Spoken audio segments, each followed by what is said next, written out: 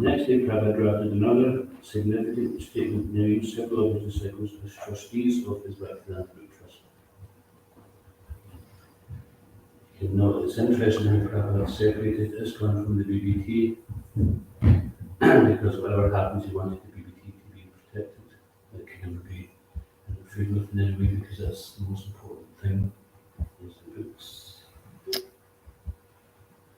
The Bhaktivedanta Book Trust account will be used to publish my books and literature and to establish temples throughout the world.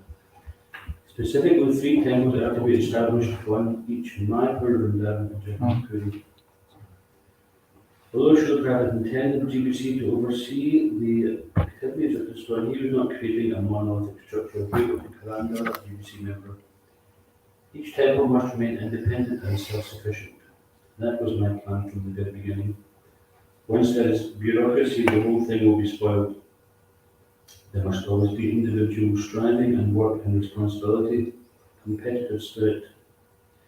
Not that one shall dominate and distribute benefits to the others and they do nothing but beg from you and you provide. No, never mind. There may be botheration to register each centre, take tax certificate each, become a separate corporation each state.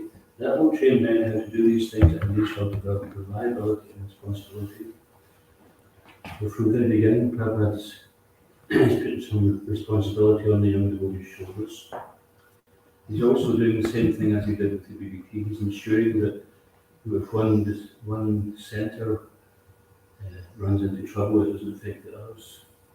Each one is independent. So this way he's securing that each foothold we make in Kali Yuga and spreading this mission of the return of village is secure. Of course, the Kali Yuga, you never know what's going to happen, but you're always preparing for damage and limitations. That's one aspect of it. And also training devotees to be responsible. Prabhupada is to illustrate a little bit from that. Prabhupada wanted each devotee to learn about everything so they could actually they can expand their service, they can open temples, they can be depended upon to do so many things.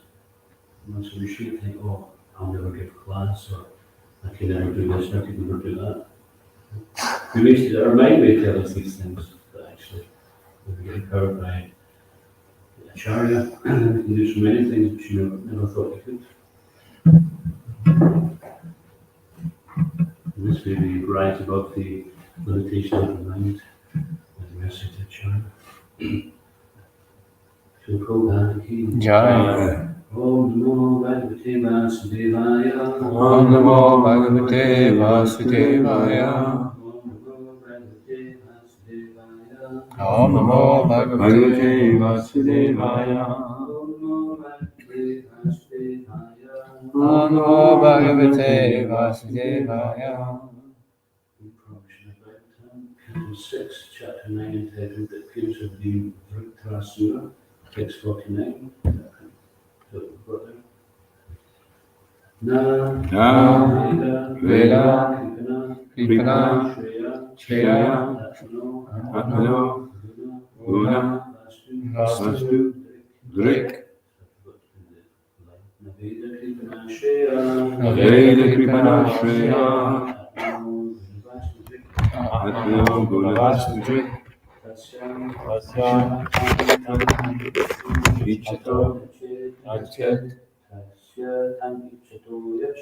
Tasyatan Ichato Yachet Yadi So Pi Tata Vida Yadi So Pi Tata Vida Yadi Sopi Tata Vida. Naveda Kripana Shreya Naveda Kripana Shreya Atmano Guna Vastu Drik Tasyatan Ichato Yachet Yadi So Pi Tata Vida Yadi Sopi Tata Vida. Naveda Kripana Shreya Naveda Kripana Shreya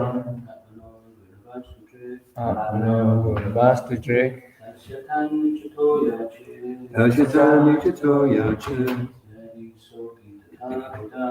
Yadi Sopi Tata Vida. Naveda Kripana Shreya Naveda Kripana Shreya Atmano Guna Vastu Drik Tasyatan Ichato Tashitani Chito Yache. Yadi Sopi Tatavida. Navida Kripana Shreya. Atmano Gunavastudrik. Tashitani Chito Yache. Yadi Sopi Tatavida.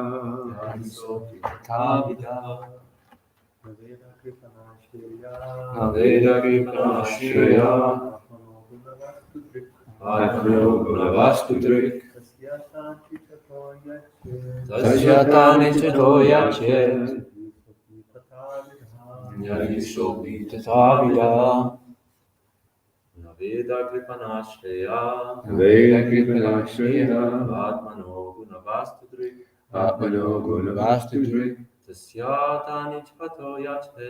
Tashatani Chito Yache. Yadi Sopi Tatavida. Yadi Sopi Tatavida.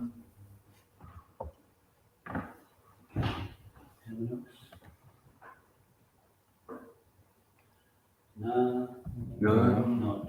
no. Veda, Veda, knows. knows. Kripana, Kripana, mindful living entity. mindfully living entity.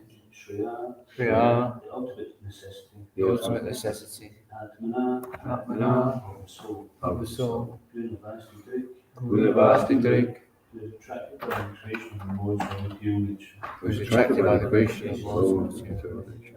Tasya, of him. Of him. Tan, things created by material energy. Things created by by material material energy. Ichata, Ichata. desiring. Desiring. Yachet, Yachet. one bestows. Home bestows. Yadi, Yadi. if, Sahapi, Sahapi. he also. He also. Tavida, Tavida. of the kind. Of the kind. Foolish creature who does not know his real self-interest. A foolish Foolish Kripana creature who does not know his self-interest.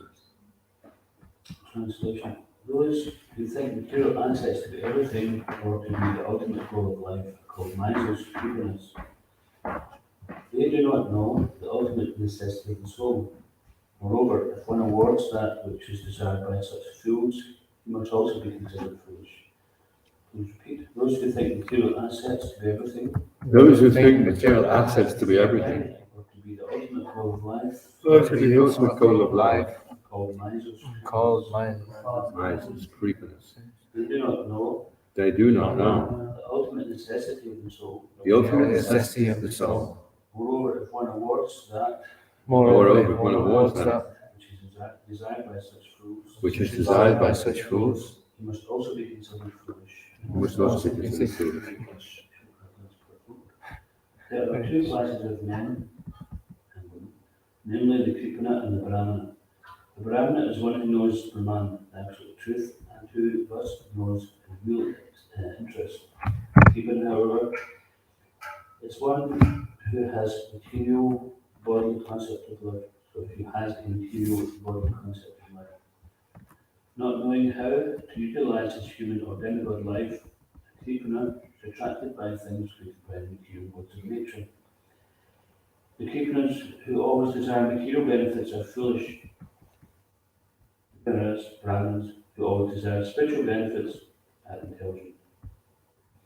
The Kripana, not knowing his real, so his self-interest, foolishly asks for something material. One who awards it to him is also foolish. Krishna, however, is not a foolish person, he is supremely intelligent. If someone comes to Krishna asking for material benefits, Krishna does not award him the material things he desires. Instead, the Lord gives him intelligence so that he will forget his material desires and become attached to the Lord's lotus feet. In such cases, although the Krishna offers prayer to Lord Krishna for material things, the Lord takes away whatever material possessions the Krishna has and gives him the sense to become a devotee. As stated by the Lord in Chaitanya Charitamrita Madhya 22:39. Ami vidya e murki vishaya keni viva swacharanam vitadiya vishaya bullaiva. Since I'm very intelligent, why should I give this fool material prosperity? Instead, I shall induce him to take the nectar of the shelter of my lotus feet and make him forget illusory material enjoyment. If one sincerely prays to God for material possessions in exchange for devotion and service, the Lord, who is not foolish like such an intelligent devotee, shows him special favour by taking away whatever material possessions he has, and gradually giving him the intelligence to be satisfied only by rendering service to his lotus feet.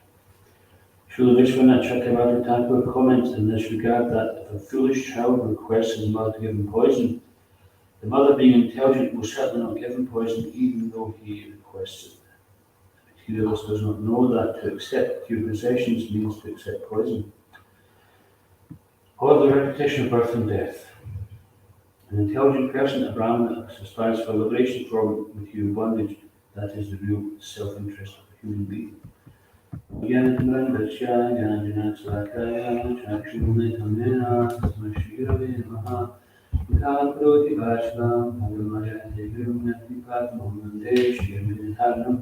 Jai Shri Krishna Chaitanya Prabhu Nityananda Shri Advaita Ha Srivasadi Gaura Hare Krishna Krishna Krishna Krishna Hare Hare Hare Rama Hare Rama Hare Hare.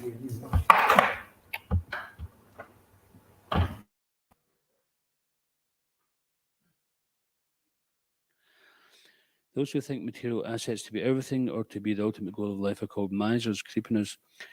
They do not know the ultimate necessity of the soul. Moreover, if one awards that which is desired by such fools, he must also be considered foolish.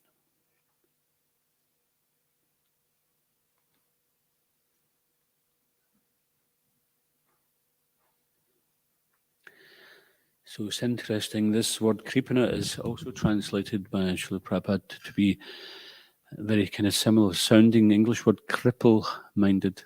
Kripana, cripple-minded, as opposed to one who's broad-minded. A Brahmin is supposed to be broad-minded. Just like in Bhagavad Gita, Krishna explains that a Brahmin sees, a sage actually sees with eagle vision, a Brahmin, cow, dog eater, etc. So we have two classes here, the Kripana and the Brahmin. And even beyond and above a Brahmin is a Vaishnava. So we'll come to that in a little while. You see that sometimes in the name of altruism, philanthropism, then people may appear to be very generous. And you might think, well, how can that person be considered a kripana, a miser? And this is also explained that the subtle nuances of material gain are there in the form of fame, distinction, adoration, and gain. So sometimes people may like to be seen as being most magnanimous person. They give everything away. But if the motivation is simply, I'm giving this all away so I can be seen as the most magnanimous, then that is a material foolishness according to this definition. So this is termed as one who's attached not just to their own body and their own mind and senses, but to society, friendship, and love. What is known in the material world as love, which is conditional, certainly conditional. So the type of love which has been discussed in the transcendental literature of Srimad Bhagavatam, etc., is unconditional love, and that which is natural to us.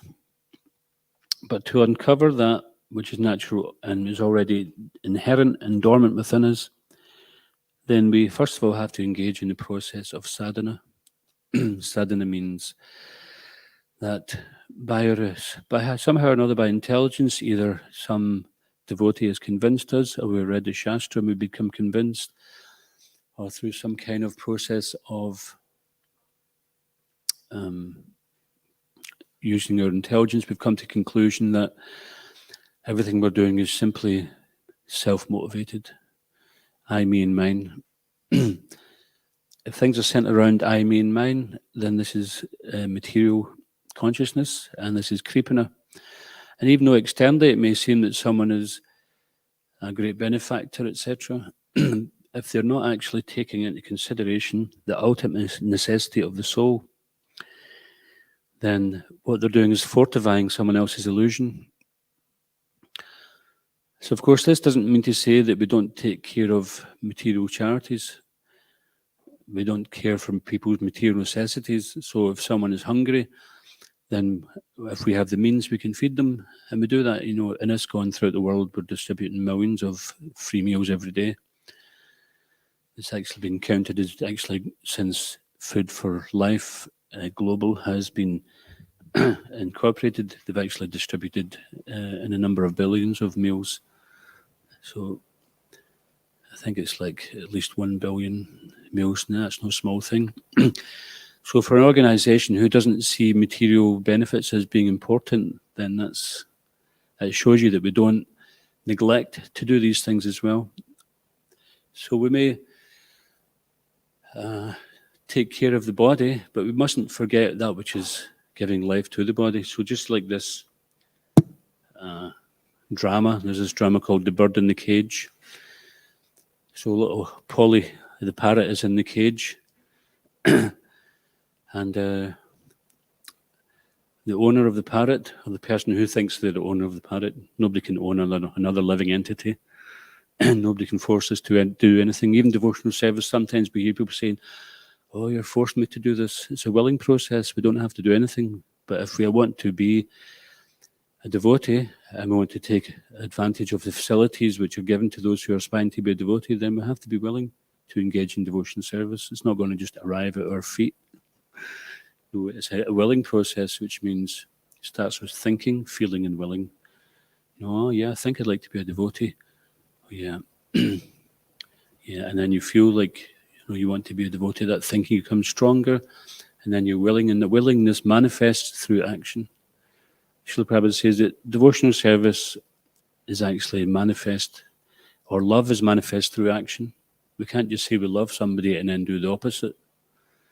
Oh, yeah, I love Krishna, but I don't want to follow any of his directions. But I love him anyway. That's what it's all about. It's all about love, isn't it? If you love someone, you never do anything that they say, then it's just lip service, isn't it? And so sometimes love means we have to make some sacrifices. And Krishna also makes sacrifices for us. Just like Krishna he's not some kind of egotistic, self-centered ogre who demands that everybody surrenders or they're going to be smited. We see here, Krishna is taking the humble role of driving Arjuna's chariot. The chariot driver is generally considered, according to the Vedic caste system, is considered a Sudra job. Now, Krishna, the Supreme Personality of Godhead, the cause of all causes, the origin of all, he's happy to serve his devotees, because if our constitutional position is to give service, then Krishna is also giving service that originates through him. He's also serving all his devotees. Just like sometimes people misunderstand guru to be someone who just accepts service, mystifies people with their knowledge or their mystic power and just exploits them. Sometimes this kind of ignorant attitude is there. And sometimes people misuse that position of guru as well. Prabhupada says guru means guru. It doesn't mean bogus guru. There's no such thing as bogus guru. There's only guru or not guru. But the word bogus is there sometimes to highlight the fact that some people may pose in knowledge, but their actions will determine. So the guru, he's actually the highest servant. He's taking the karma of the disciples. What great service is that? He's saying, let me suffer for you. Let me take on some of your troubles to clear the path for you so that the path can be easier for you. And therefore, this is such a high form of compassion to suffer someone else's lot so that they can benefit. And of course, that was epitomized by which devotee? In Chaitanya Leela? Vasudev Dutt. He was so compassionate, he said to Lord Chaitanya, let me stay and suffer the reactions of everybody and let them all go back. Let them all go back to Godhead, and I'll stay here and suffer so that they can all go back. And Lord Chaitanya says, by your desire, they're already liberated. And he's not just saying these words. It's not like, okay, here's your reactions. Oh, I changed my mind. He meant that most sincerely, but we shouldn't adopt these kind of mentalities falsely and prematurely, because that will result in disaster. It has to be natural. So we have to take care of ourselves first before we can consider take care of someone else. In the spiritual life, we want to give up selfishness, but a certain type of selfishness which is allowed in spiritual life, which is to take care of your spiritual self first. So if you're on a sinking ship and people are jumping overboard and you're not such a good swimmer, then if you try to save someone else, both of you may drown. So save yourself first. And then once you become stronger, maybe you find something to float onto. You say, okay, grab onto this. This is helping me stay afloat. So we have to look after ourselves first. I've seen it that sometimes people, in the name of compassion for family or friends, they leave devotional service in order to go and save them. And not only did they not save them, but they lost their own Krishna consciousness. So we should be careful about that. And just remember, Krishna says, if you surrender unto me, I'll protect you from all sinful actions. So whatever duties we may think we have, Krishna will take care of that. He promises that. So, of course, in the material world, I, me, and mine, this struggle to survive, it's natural. This material nature, Prabhupada explains, is second nature.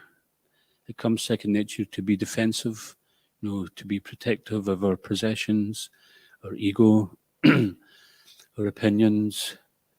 But if we really want the truth, then we have to be open that perhaps some of our opinions are misguided, perhaps some of our methods of deduction are faulty, because each conditioned living entity has 4 defects. Can anyone name one of them? We make mistakes, that's one. Imperfect senses, illusioned, and cheat, yeah. And sometimes these can actually be seen in a certain order. And because we have imperfect senses, then we are illusioned. And because we're illusioned, we tend to commit mistakes.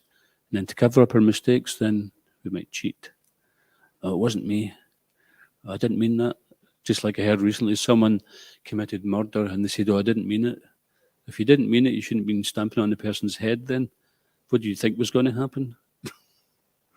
So, of course, this is the nature of material energy, the modes of ignorance and passion. They impel us to do things which we regret later on. And sometimes some of these things have tragic consequences. But in the bigger picture, it all has tragic consequences because it means as long as we subscribe to the illusion of the material body, the material world as being reality, then the tragic consequence is taking birth again in the material world.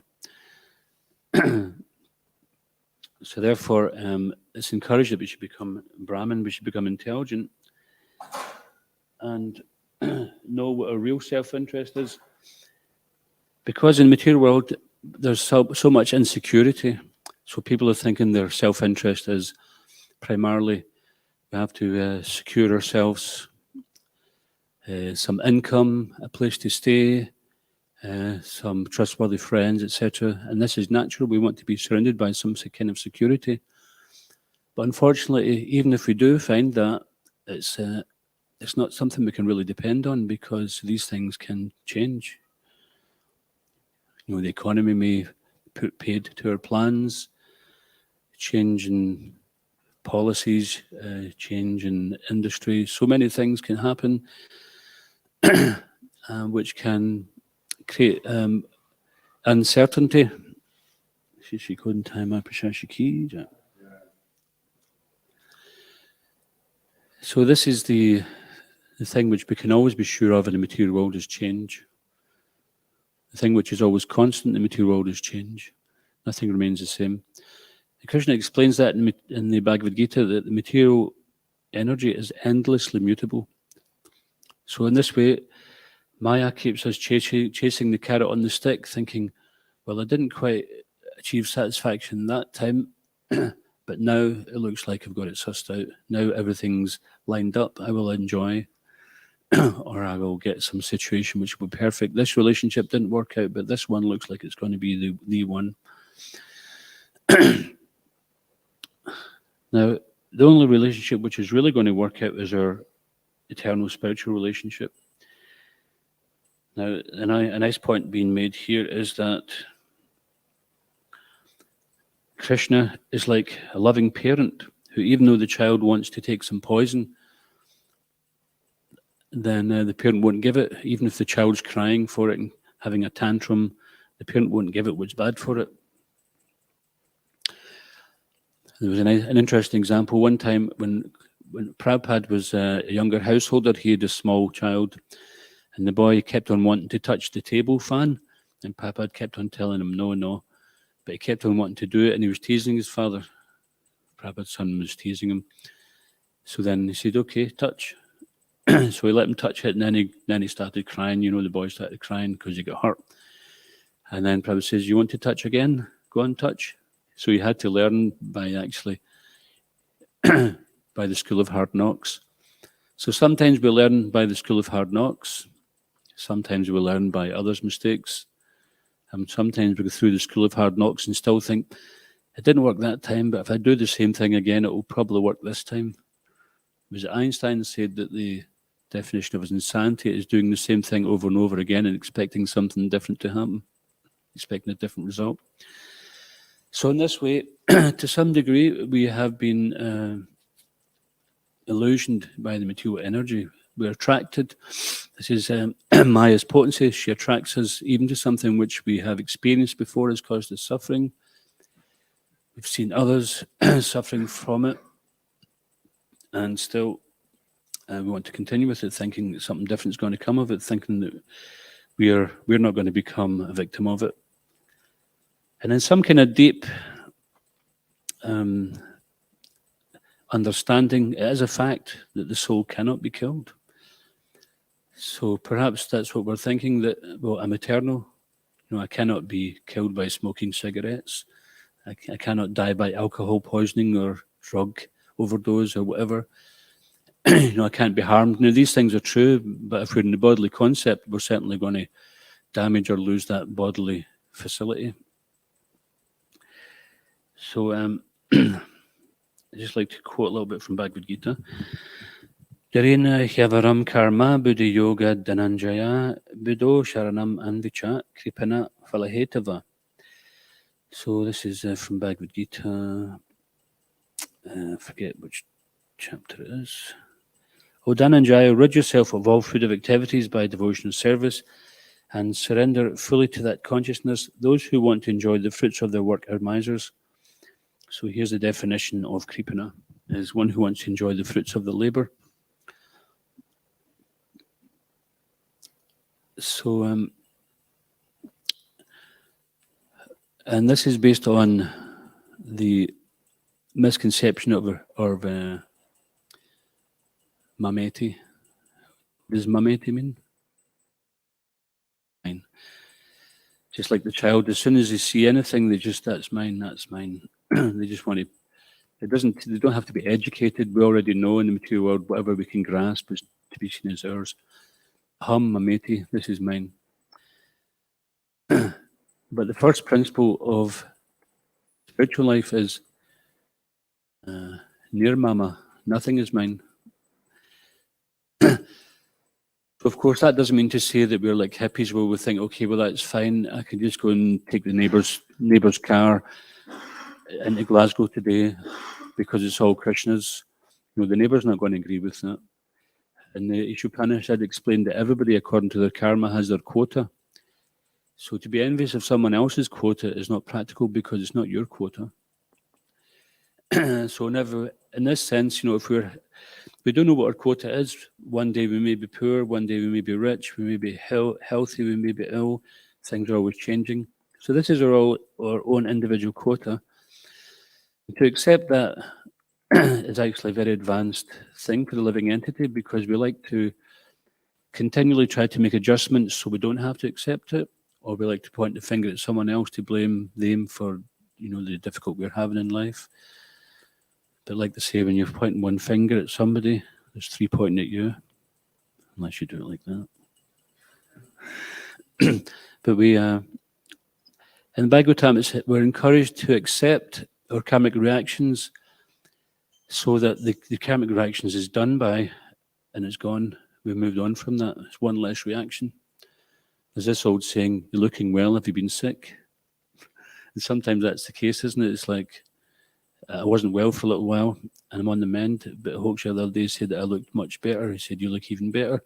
And sometimes that's the case because, physically, if you have some problem, then your immunity system kicks in and really does a good job or the medicine combined as well, does a job to kick out the disease. And then as you get better, you start to look even better than you did before you were diseased sometimes. And that's the case also with karma. Sometimes the cloud of karma comes along and we may become despondent, apathetic or whatever. We may be challenged in some way, or we're really struggling hard even just to stay awake during our japa or during class. It may be really hard to stay awake. Or we're struggling with desires. But if we just keep on with the process, then we're purging out that thing which is creating the blockage, and then it goes. And then it's like we even forget it was even there. But this is Matraspashas Kontia, Shitoshna Sukadukada, Agamapaino Nityas, Tamstatiksosha Bharata. So Krishna explains one of the first instructions he gives is, first of all, he tells Arjuna, you're not this body, you're a spirit soul, and everyone else here are individual souls. And we have to learn to tolerate without being disturbed. And tolerate the happiness and distress which come and go like winter and summer seasons. So now that winter's coming in, sometimes people say, no, that's great, I like the winter. And other people say, no, I don't like the winter. But that due course of time, winter's going to pass and summer will be there. But if we become too enamored by summer, then when winter comes, we become despondent. As much as we become enamored by the good, we become despondent by the bad. So the idea is to become steady in both. And that doesn't mean to say we become like feelingless robots. It just means that we understand that things are going to pass. Everything is passing. So when we're going through some kind of dark phase, then just stick to your practice of Krishna consciousness and you'll see that pass. And then we'll become more illumined. But don't think that, okay, that's past now, everything's going to be great for the rest of my life. Something else will come. So as these things come and go, then we begin to realize, okay, well, this seems like it was the worst thing I've ever been going through, worse than anything else. Does it ever seem like that when you're going through something that seems like, oh, this is the most difficult time? But the last time we thought that was the most difficult time. So we have to be spiritually intelligent by remembering, well, the last time I thought I couldn't carry on, I carried on and we got through. So let's just try again. And then after some period of time, you realize I can carry on. Our mind likes to say, so you can't. But we knock the T off of can't and say, I can. Convince ourselves that we can. Sometimes we may become a little bit in Maya and someone says, Prabhu, just chant. And you say, oh, I can't. And never mind can't, just put H in there and chant. So ultimately, this is our great shelter, is the Maha Mantra, the great deliverer of the mind. And as time goes on and we continue in this practice, we'll begin to appreciate more and more, as we're advancing, appreciate more and more the value of this Golokera Premadana Harinama Sankirtan, this gift of the holy name of Krishna, which has descended from the spiritual realm to connect us directly with that spiritual realm. Even though we're in the material world, we can become free from the influence of the material world.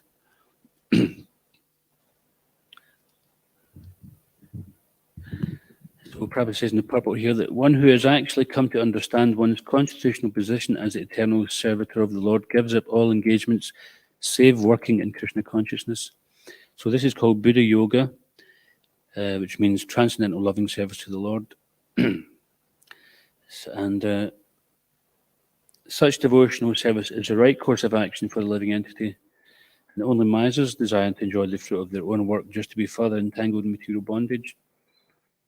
So this is the short-sightedness of the materialist, is that they create some good fortune and they want to enjoy it themselves. They forget that the good fortune is being given to them. But as we said, as we become attached to good fortune, then misfortune also has its similarly effect on us. So it's prescribed here that to use all our assets in the service of Krishna is the correct course of action, and this liberates one from the cycle of birth and death. Because then we're no longer identifying with the so-called assets which come to us by our own fortune. We're no longer identifying them as ours. We're thinking, well, by Krishna's arrangement, this good fortune has come. Let me use it in Krishna's service. And then it becomes a source of liberation. And even our so-called misfortunes, they can also become a source of liberation because we try to learn some lessons through these things. Was it they say every day is a school day? If we want to learn, then we can learn from the so-called good and the so-called bad. And ultimately we see it as being all good, because if we sincerely want to advance in spiritual life, then we were looking to see, what does Krishna want me to learn from this? What can I learn from this which will actually help me to help others more? I remember one time I was going through some prolonged difficulty, and my spiritual master said to me that a lesson difficult to learn is a lesson difficult to forget. And the reason you're going through this is because if you didn't go through this, you wouldn't be able to relate to others who are going through that. So sometimes we have to go through things so we can relate to others and be compassionate towards them, be empathetic. So in that sense, we see Krishna often in his pastimes, he will, his devotees seem to be going through some difficulties. And Krishna does this to glorify his devotees, that no matter what difficulty they go through, they don't give up his shelter. And ultimately they come out victorious. Buddhi yukto jahatiha ubishukriti duskrite tasmad yoga yujashva yoga karma sukoshalam. So a person engaged in devotional service rids himself of both good and bad actions, even in this life. Therefore strive for yoga, O Arjuna, which is the art of all work. So here Krishna is saying that we don't want to just get rid of bad karma, we want to get rid of karma, because both are binding. The good reactions mean you have to stay in the material world to get the good reward. So ultimately what we want to do is engage in devotional service, so whatever comes our way, see it as an opportunity to be more Krishna conscious. And this is the art of work, this bhakti yoga. And then there's another nice verse here. Karma jam buddhi yukta hi phalam chakva manishina janma bandha vinir mukta padam gachantyana mayam. The wise, engaged in devotional service, take refuge in the Lord and free themselves from the cycle of birth and death by renouncing the fruits of action in the material world. In this way, they can attain the state beyond all miseries. So this is the secret. It's an open secret. So in Bhagavad Gita, there's a chapter called The Most Confidential Knowledge, which everyone on the planet can read. But it's confidential because it's revealed as we practice it. So Bhagavad Gita is not a book to read, it's a book to live and experience. It's a living scripture in the sense that it can uncover our real, pure, unconditioned self, which is connected with the Supreme Self through pure loving devotional service, and which is what we're really looking for, but we are allowing ourselves to be misguided in the material world. And here Krishna makes it clear that a wise person is one who engages in devotional service, taking refuge in Krishna, and by doing that they free themselves from the cycle of birth and death, because they renounce the fruits of action. And you see that sometimes a devotee, their lot maybe they don't have much, but they engage in Krishna's service, like Kulavecha Sridhar and Chaitanya Leela. He was living by the banks of the Ganges and he was selling bananas and banana leaves. And he was still, even though he was making just a few paisa, which is pennies, and still he was giving half of it to the worship of Lord Jagannath every day. And then we see other devotees who are great devotees, who have got so much wealth, and they're engaging all that in Krishna's service. So whatever we have, whether it be little or whether it be a lot, if we're very wealthy and we say, well, I'll give Krishna £20 in front of everybody, and they'll think, oh, that person's really generous, but we're holding back thousands. And in that case, it's show bottle. So we give with the heart. Sometimes people will give. I remember being on book distribution once, and sometimes somebody would give you like 2 pens, and it'd be a really shiny one. So we'll give you a shiny one, as if it was like worth more value, and in their wallet is like loads of notes. So sometimes it's not really what they're giving; it's what they're holding back as well. And of course, Krishna doesn't need anything from us, because the fact of the matter is he owns everything anyway. We just tend to forget that. We think we're doing Krishna a favor by giving some service, or we're doing some other devotee a favor by doing something for them, but we're doing it for ourselves. And this is the great benefit what this devotional service offers, is that an opportunity to do something which you won't find anywhere in the material world, to do something selfless, which will burn up your karmic reactions, which means that you no longer have to be bound to this material world, bound to another body, and therefore undergo the happiness and distress which comes of that. So just regarding these two terms, Kripana and Brahmana. So the opposite of Kripana is a Brahmana. So it's mentioned here also in the Chaitanya Charitamrita. Well, let's go through the qualities of Brahman first of all. Can anyone mention any of the qualities of Brahman? Yeah.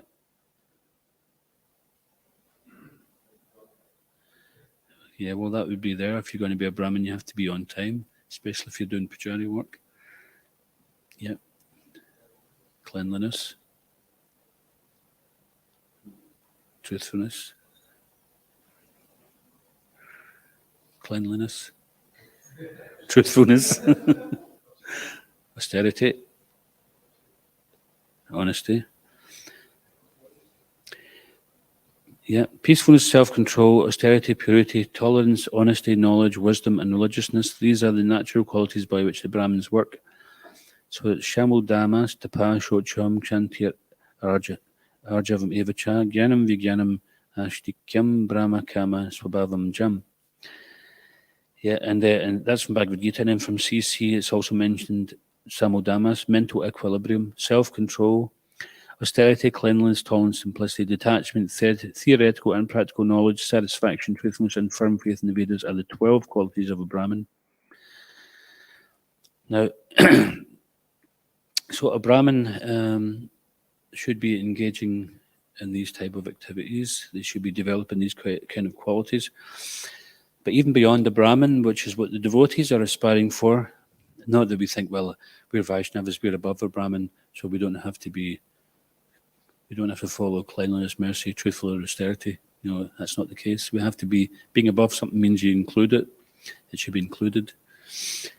But here Lord Chaitanya quoted Prahlad Maharaj, a Brahmin who is not a devotee, but simply has Brahminical qualifications, cannot even purify himself, what to speak of his family. So more than a Brahmin, better than a Kripana as a Brahmin, but better than a Brahmin as a devotee, a Vaishnava. So one may be born in a Brahmin family and have all 12 Brahminical qualifications, but if that person is not devoted to the lotus feet of Krishna, who has a navel shaped like a lotus, Padmanabh, he is not as good as a Chandala, who has dedicated his mind, words, and activities. Chandala means dog eater. So generally, according to different social levels, someone who's considered a dog eater is less than someone who's a vegetarian, for example.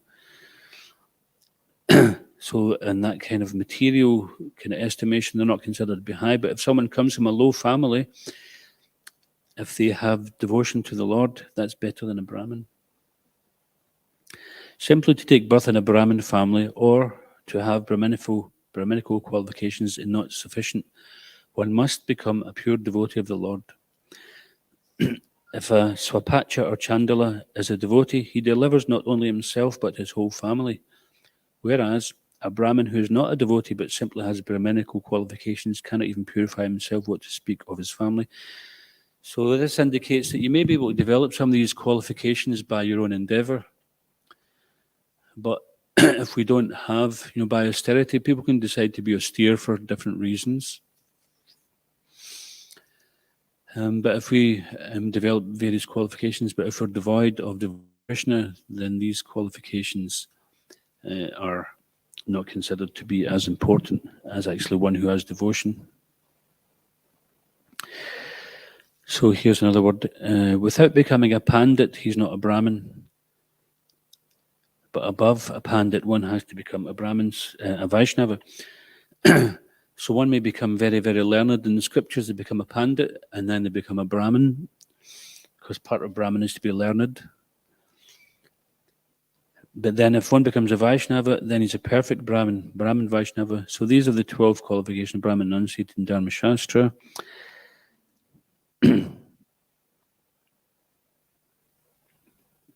But it must be haitikiya pratihata. It must be without, our activities must be without desire for personal gain. And this is the real understanding.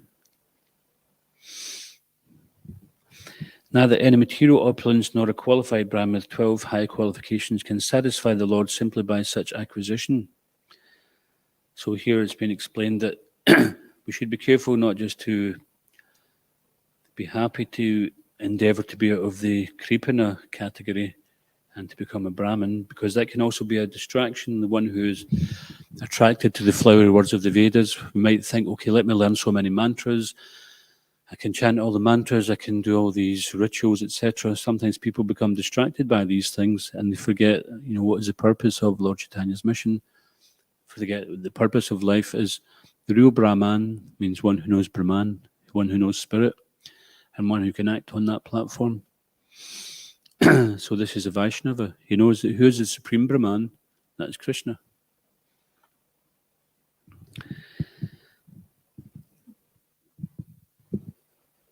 One can satisfy the Lord simply by love and devotional service. So even if we seem to fail, now that's no excuse for not trying, but if we try and we happen to fall short in so many qualifications, if we're doing things with love and devotion, and this is what Prabhupada encouraged in the devotees right from the start, he could see that there were so many shortcomings in them. And this is the case where we're Kali Yuga specimens. We have so many disqualifications right from the start. But Prabhupada never accepted these things as disqualifications. And there was a few examples of that when one devotee said, Prabhupada, I used to be a drug dealer. And Prabhupada said, well, I also used to deal drugs. He was a pharmacist. He wasn't actually dealing illegal drugs. But what he's saying there is like, it doesn't matter what you were doing. Oh, but I had to spend some time in jail. He says Krishna was born in a prison. So anything devotees would come up with which would be try to disqualify themselves, Prabhupada wouldn't accept it. And this is the potency of the spiritual master, that he will qualify the disciple. By the spiritual master's instruction, he will qualify us. He will recommend us to Krishna by our sincere endeavor to fulfill the order of the spiritual master. And then he recommends us to Krishna. And then our life is successful.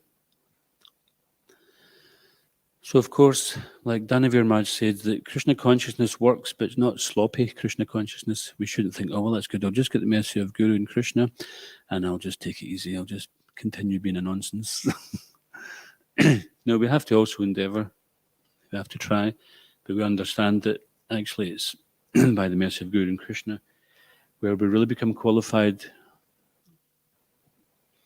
And by this process of Krishna consciousness, we become qualified in appreciating the process and not trying to take advantage of the gifts which come about by the purification of this process.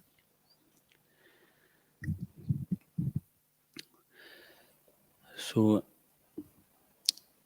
Prabhupada finishes the purport just by saying, an intelligent person, a Brahmana, aspires for liberation from material bondage. That is the real self-interest of a human being. So to understand what is a real self-interest, this is a very valuable thing to learn in this human form of life. That everything else we gain, other than our real self-interest, is temporary, it's impermanent, and it's limited, and it's not going to satisfy. And what it does is simply it perpetuates our stay in the material world. So to end this samsara, the wheel of birth and death, then we have to aspire for a spiritual understanding. So this is the beginning of it, and beyond that, aspire for liberation is to understand that liberation actually comes as a byproduct of devotional service. When one becomes a devotee, they don't even have to be concerned about the liberation, it's already guaranteed. So this is the great fortune that we have available to us, and with it being a willing process, all we have to do is take to it. So I'll just finish there. Has anyone got any comments or questions?